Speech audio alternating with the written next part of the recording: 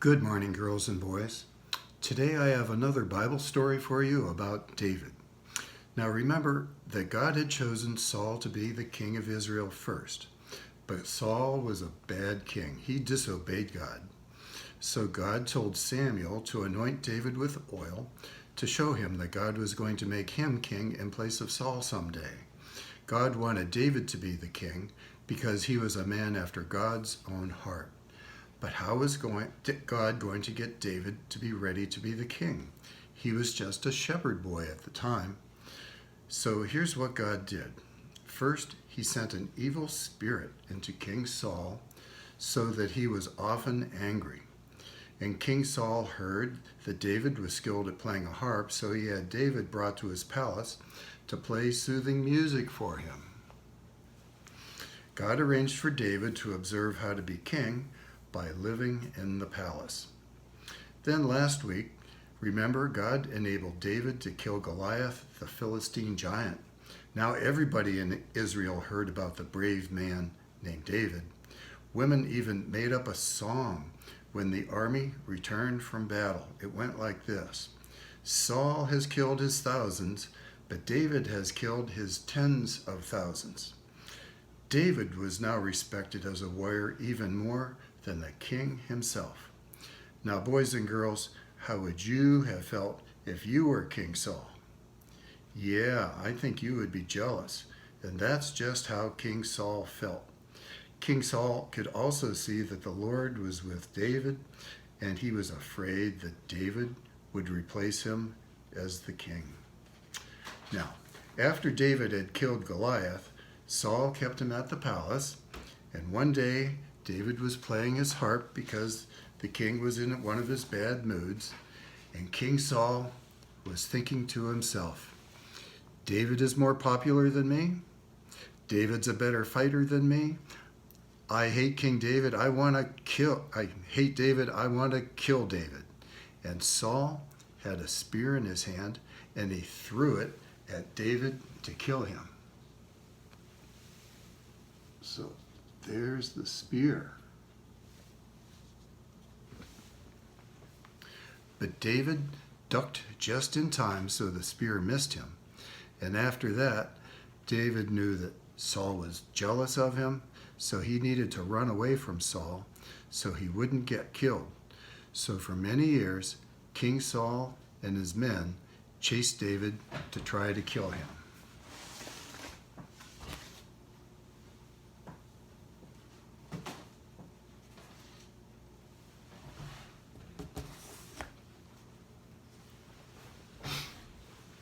One time, when Saul was chasing David, Saul needed to take a nap, so he went into a cave behind these rocks to get some sleep. So he goes into that cave behind the rocks. And guess what? Do you know who else was in that cave? Yeah, it was David. David and his men were farther back in the cave, and they kept very quiet. Shh. And David came up very quietly to Saul as he slept, and he cut off a little piece of Saul's robe. And after he was done with his nap, King Saul left the cave and went back to be with his men. And after Saul was some distance away, David also came out of the cave. There's David.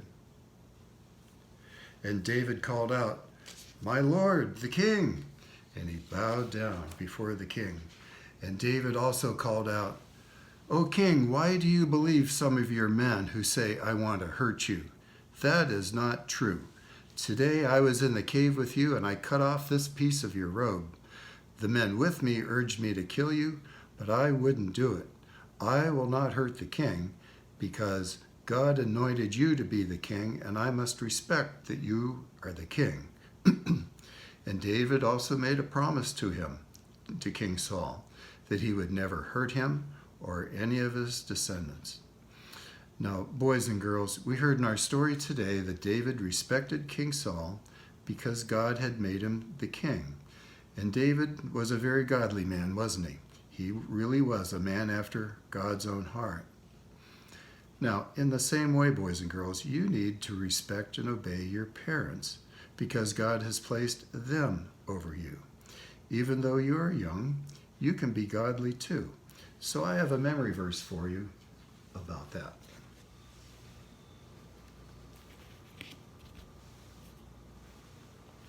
So repeat this after me, one phrase at a time. Children, obey your parents in the Lord. You say that. For this is right. You say that. Honor your father and mother. You say that. This is the first commandment. You say that.